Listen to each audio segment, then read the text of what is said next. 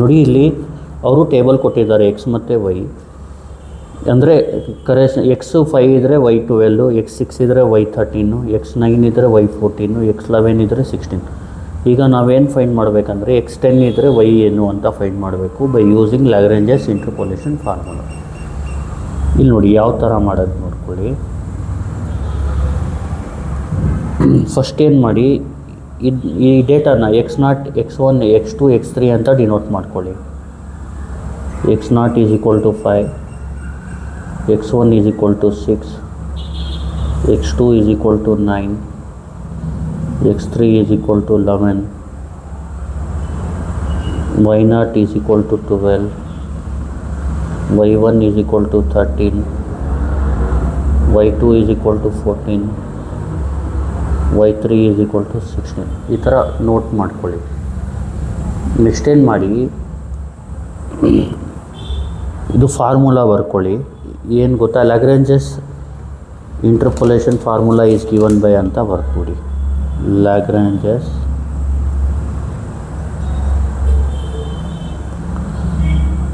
Interpolation formula is given by ಅಂತ ಬರ್ಕೊಳ್ಳಿ. ಇಲ್ಲಿ ಫಾರ್ಮುಲಾ ಬಂದು F of X is equal to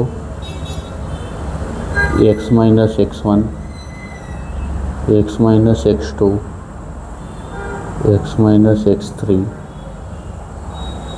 hole divided by x0 minus x1, x0 minus x2, x0 minus x3 into y0 plus ಆಮೇಲೆ x minus x0, x minus x2, x minus x3 whole divided by x1 minus x0, x1 minus x2, x1 minus x3 into y1. Next plus x minus x0, x minus x1, x minus x3 whole divided by x2 minus x0, x2 minus x1, x2 minus x3 into y2 plus next formula x minus x0, x minus x1, x minus x2 whole divided by x3 minus x0, x3 minus x1, x3 minus x2 into y3. ಇಲ್ಲಿ ಈ formula ಬರೆಯೋದು ಯಾವ ಥರ ಅಂದರೆ, first x minus x0 ಬರೀಬಾರ್ದು. ಇಲ್ಲಿ x minus x1, x minus x2, x minus x3 ಇಲ್ಲೇನು ಮಾಡಬೇಕು, ಎಕ್ಸ್ನ x0ಇಂದ ರಿಪ್ಲೇಸ್ ಮಾಡ್ಕೋಬೇಕು. ಇಲ್ಲಿ ಈ ಟರ್ಮಲ್ಲಿ x minus x1 ಬರೀಬಾರ್ದು, x minus x0, x minus x2, x minus x3 ಇಲ್ಲಿ x ಬದಲು x1 ಹಾಕ್ಕೋಬೇಕು.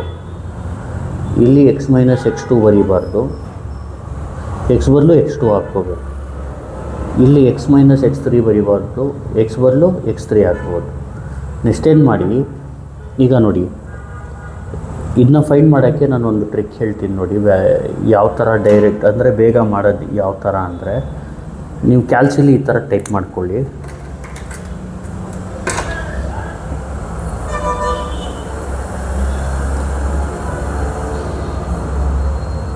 ಇಲ್ಲಿ ನೋಡಿ ಎಕ್ಸ್ 10 ಇದ್ದರೆ 10ಇಂದ ಸ್ಟಾರ್ಟ್ ಮಾಡಿ. 10 minus A, 10 minus B, 10 minus C. ಇದು ಕ್ಯಾಲ್ಸಿಲ್ ಟೈಪ್ ಮಾಡೋಕ್ಕೆ, ಇದು ಎಕ್ಸಾಮಲ್ಲಿ ಬರೆಯೋಂಗಿಲ್ಲ ಇದನ್ನ. ನೆಕ್ಸ್ಟು ಕೆಳಗಡೆ X minus A, X minus B, X minus C. ಇಲ್ಲಿ ವೈ ಅರ್ಥ ಆಗ್ತಿದೆಯಲ್ವಾ, ಇಂಟು ವೈ ಮಾಡ್ಕೋಬೇಕು. ಅರ್ಥ ಆಯ್ತಲ್ವಾ? ಈ ಕ್ಯಾಲ್ಸಿಲಿ ಈ ಥರ ಟೈಪ್ ಮಾಡ್ಕೊಳ್ಳಿ. ನೋಡಿ ಫಸ್ಟು ಕ್ಲಿಯರ್ ಮಾಡ್ಕೊಳ್ಳೋಣ ಕ್ಯಾಲ್ಸಿನ. Shift 9 3 equal ಗೊತ್ತಾಗ್ತಿದೆಯಲ್ವಾ? ಈಗ ಇದನ್ನ ಟೈಪ್ ಮಾಡ್ಕೊಳ್ಳೋಣ.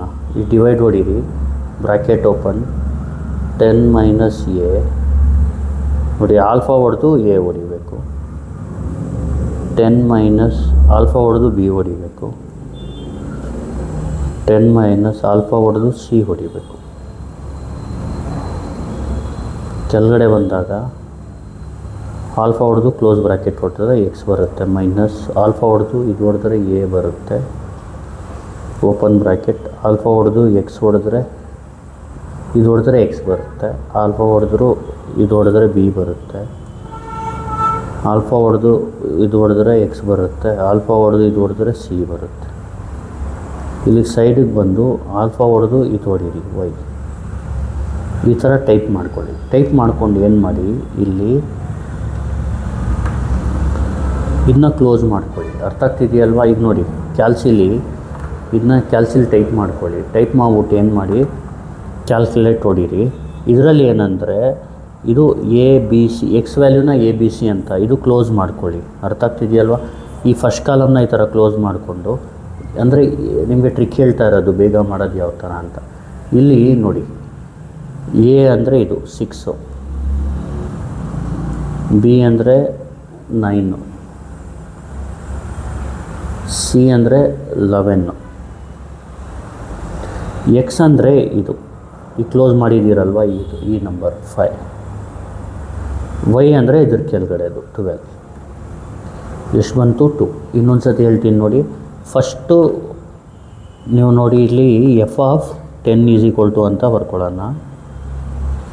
ಫಸ್ಟ್ ಟರ್ಮ್ ಬರೆಯೋದು ಯಾವ ಥರ ಅಂದರೆ, ಇದನ್ನ ಕ್ಯಾಲ್ಸಿಲ್ ಟೈಪ್ ಮಾಡ್ಕೋಬೇಕು. ಟೈಪ್ ಮಾಡ್ಬಿಟ್ಟು ಏನು ಮಾಡಿ, ಇದನ್ನ ಕ್ಲೋಸ್ ಮಾಡ್ಕೊಳ್ಳಿ.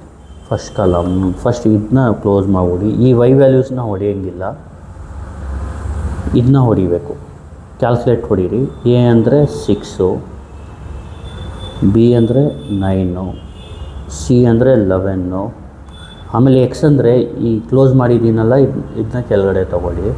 ಈ ಎಕ್ಸ್ ವ್ಯಾಲ್ಯೂ 5, ವೈ ಅಂದರೆ ಇದ್ರ ಕೆಳಗಡೆದು ವ್ಯಾಲ್ಯೂ 12 ಅಂದರೆ 2. ಫಸ್ಟ್ ನಮ್ಮದು ಆನ್ಸರ್ ಏನು 2 ಅಂತ ಬರೆದ್ಬಿಡೋಣ. ಅರ್ಥ ಆಗ್ತಿದೆಯಲ್ವಾ? ನೆಕ್ಸ್ಟ್ ಈಗ ಸೆಕೆಂಡು, ಇಲ್ಲಿ ಕ್ಲೋಸ್ ಮಾಡ್ಕೊಳ್ಳಿ, ಕ್ಯಾಲ್ಕುಲೇಟ್ ಹೊಡೀರಿ. ಇಲ್ಲಿ ಎ ಅಂದರೆ ಇದು 5, ಬಿ ಅಂದರೆ ಇದು 9, ಸಿ ಅಂದರೆ ಇದು 11, ಎಕ್ಸ್ ಅಂದರೆ ಕೆಳಗಡೆ ಬನ್ನಿ, ಇದು ಎಷ್ಟು 6, ವೈ ಅಂದರೆ 13, -13/3 ಸೆಕೆಂಡು ಟರ್ಮ್ ಸಿಗುತ್ತೆ. ಈಗ ಮೂರನೇ ಟರ್ಮ್ಗೆ ಏನು ಮಾಡಿ, ಮತ್ತೆ ಕ್ಯಾಲ್ಕುಲೇಟ್ ಹೊಡೀರಿ. ಈಗ ಇದು ಮೂರನೇ ವ್ಯಾಲ್ಯೂಸ್ ಇದೆಯಲ್ಲ, ಈ ಕಾಲಮ್ನ ಕ್ಲೋಸ್ ಮಾಡಿಬಿಡಿ, ಥರ್ಡ್ ಕಾಲಮ್ನ ಕ್ಲೋಸ್ ಮಾಡಿಬಿಡಿ. ಎ ಅಂದರೆ 5, ಬಿ ಅಂದರೆ 6, ಸಿ ಅಂದರೆ 11, ಎಕ್ಸ್ ಅಂದರೆ 9, ವೈ ಅಂದರೆ 14, 35/3 ಬರುತ್ತೆ, ಪ್ಲಸ್ 35/3. ನೆಕ್ಸ್ಟ್ ಇದನ್ನ ಕ್ಲೋಸ್ ಮಾಡಿ. ಎ ಅಂದರೆ 5, ಬಿ ಅಂದರೆ 6, ಸಿ ಅಂದರೆ 9, ಎಕ್ಸ್ ಅಂದರೆ 11, ವೈ ಅಂದರೆ 16, 16/3 ಬರುತ್ತೆ. ಈಗ ನೋಡಿ, F of 10 is equal to, ಇದನ್ನ ಕ್ಯಾಲ್ಸಿಲಿ ಒಟ್ಟಿಗೆ ಮಾಡ್ಕೊಳ್ಳಿ. ಇಲ್ಲಿ ಎ ಸಿ ಹೊಡೆಯೋಣ. 2 ಮೈನಸ್